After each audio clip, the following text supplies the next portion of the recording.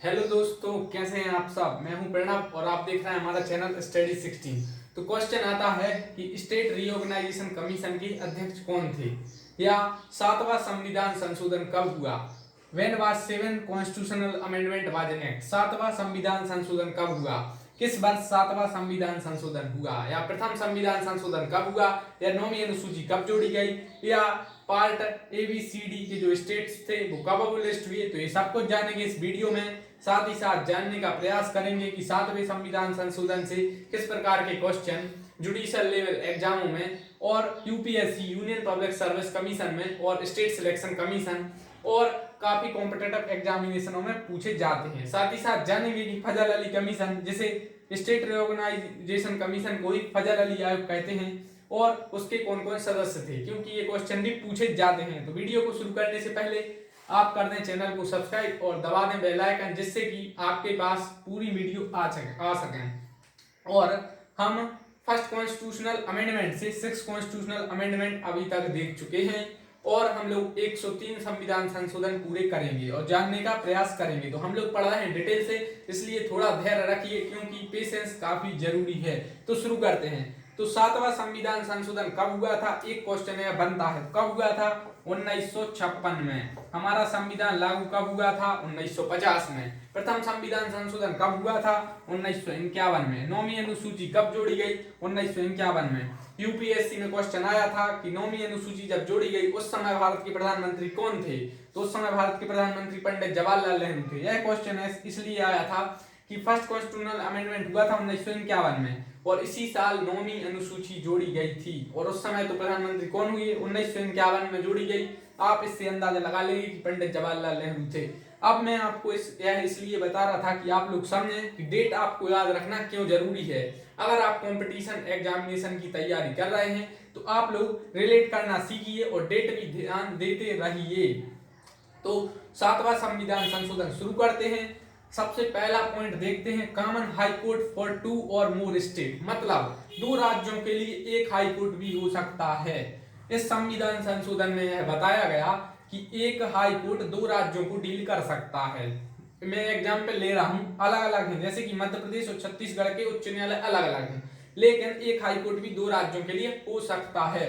इसी संविधान संशोधन में यह बताया गया। क्वेश्चन आएगा कि किस संविधान संशोधन में यह कहा गया कि कॉमन हाई कोर्ट होगा दो या दो से अधिक राज्यों के लिए हो सकता है। आप ध्यान रखिए, टू और मोर मतलब टू और टू प्लस, इसका मतलब होता है दो या दो से ज्यादा। तो आप लोग ध्यान रखिए, common high court for two और मोर स्टेट किस संविधान संशोधन में हुआ है, सेवेंथ कॉन्स्टिट्यूशनल अमेंडमेंट। और फर्स्ट कॉन्स्टिट्यूशनल अमेंडमेंट के बाद जो सबसे महत्वपूर्ण है वो सेवेंथ कॉन्स्टिट्यूशनल अमेंडमेंट है, जो आज हम देख रहे हैं। इनसे क्वेश्चन सबसे ज्यादा पूछे जाते हैं, क्योंकि स्टेट रीऑर्गेनाइजेशन कमीशन, राज्य पुनर्गठन आयोग भी इससे रिलेटेड है। तो एक क्वेश्चन यह बन गया। दूसरा, jurisdiction of high court to union territories, मतलब जो हाई कोर्ट हैं उनका क्षेत्राधिकार राज्यों के अलावा यूनियन टेरिटरीज पर भी लागू होगा, जिन्हें यूनियन टेरिटरीज पर भी लागू होगा। किस संविधान संशोधन में यह कहा गया कि हाई कोर्ट का जुरिस्डिक्शन यूनियन टेरिटरीज पर भी लागू होगा।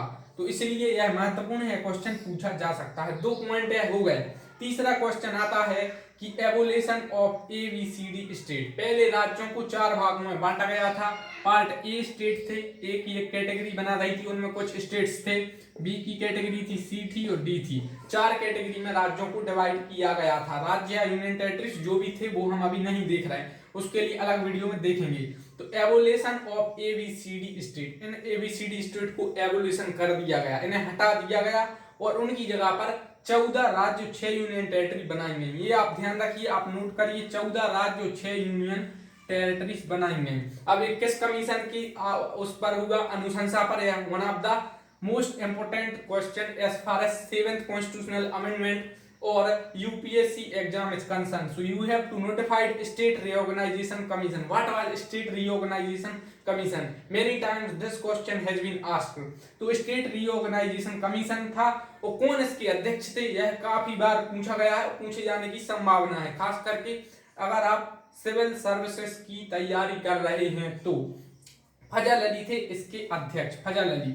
इसको स्टेट रीऑर्गेनाइजेशन कमीशन कहा जाता था, स्टेट रीऑर्गेनाइजेशन कमीशन। इसके अध्यक्ष कौन थे? फजल अली इसके अध्यक्ष थे। इसे कहीं कहीं फजल अली कमीशन भी कह दिया जाता है क्योंकि ये अध्यक्ष थे, अध्यक्ष के नाम से कहा जाता है। इसका नाम था स्टेट रीऑर्गेनाइजेशन कमीशन। लेकिन जो महत्वपूर्ण क्वेश्चन है वो फजल अली आयोग नहीं है, उनके सदस्य हैं, क्योंकि अभी हाल ही में सिविल सर्विसेज हुए, जुडिशियल एग्जाम हुए, ट्रेंड यह है कि अध्यक्ष का ना पूछ के सदस्य पूछे जा रहे हैं, क्योंकि अध्यक्ष तो कोई भी पढ़ लेता है, कोई भी पढ़ लेगा कि इस संविधान संशोधन में यह बताया गया कि एक कॉमन हाई कोर्ट हो सकता है 2 या 2 से अधिक राज्यों के लिए।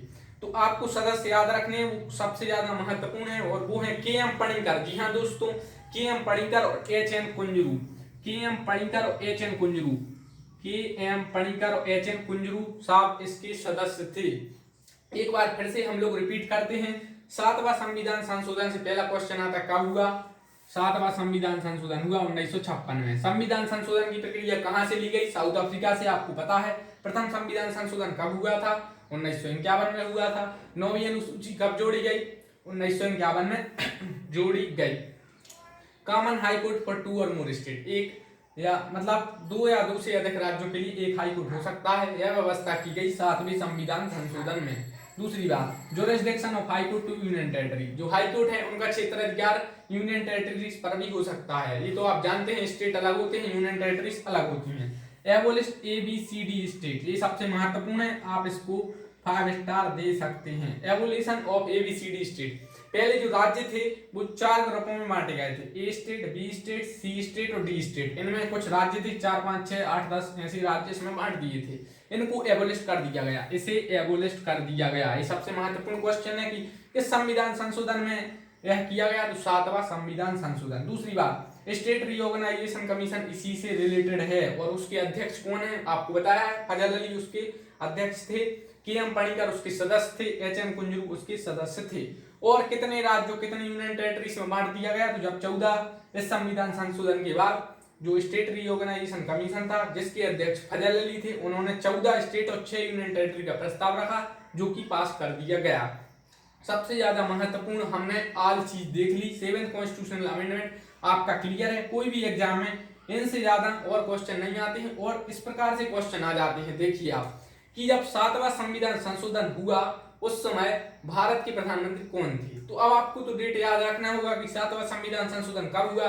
तो जब आप पता करेंगे कि यह 1956 में हुआ, जैसे मुझे पता है 1956 में हुआ, तो मैं अंदाजा लगा लूंगा कि पंडित जवाहरलाल नेहरू थे उस समय, तो वो राइट आंसर हो जाएगा। जैसे कि UPSC IAS में ही यह आया था 2019 में कि जब 9वीं अनुसूची जोड़ी गई उस समय भारत के प्रधानमंत्री कौन थे। तो काफी बच्चे इस क्वेश्चन से डर गए, लेकिन जो बच्चे पढ़कर गए थे कि 9वीं अनुसूची कब जोड़ी गई, प्रथम संविधान संशोधन से जोड़ी गई 1951 में, उनके लिए आसान है कि 1951 में कौन थे प्रधानमंत्री। कभी कभी यह भी पूछ लिया जाता है कि जब यह जोड़ा गया 7वां संविधान संशोधन उस समय भारत के राष्ट्रपति कौन थे, क्योंकि उन्हें वो ही साइन करते हैं। इस प्रकार के काफी क्वेश्चन पूछ लिए जाते हैं। तो एक क्वेश्चन तो यही आ जाता है कि फजल अली किसके अध्यक्ष थे, तो आप ऑप्शन में दे देंगे 4 कमीशन, तो इसका राइट आंसर क्या होगा, स्टेट रीऑर्गेनाइजेशन कमीशन। और सदस्य कौन कौन है, तो के एम पणिकर और एच एन कुंजरू। UPSC वाले स्टूडेंट्स अगर आप देख रहे हैं वीडियो, तो आप इन दो को जरूर पॉइंट आउट कर लें, के एम पणिकर और H N Kunzru. Next video में हम लोग देखेंगे 8th कॉन्स्टिट्यूशनल अमेंडमेंट, और काफी अमेंडमेंट देखेंगे, और हम लोग 103 अमेंडमेंट क्लियर करेंगे। और आप प्लीज चैनल को दोस्तों सब्सक्राइब कर दें, बेल आइकन दबा दें, और अगर आप जुडिशरी या UPSC की तैयारी कर रहे हैं तो आप प्लीज चैनल को सब्सक्राइब कर लें, और वीडियो को लाइक करें और कमेंट करें आपको कॉन्स्टिट्यूशन पे किस प्रकार की वीडियो चाहिए है। इससे पहले हम लोग प्रीएम्बल भी देख चुके हैं और काफी वीडियो भी देख चुके हैं फंडामेंटल राइट्स की। So thanks for watching the video, but please you can subscribe now. Thanks for watching the video, very very thank you.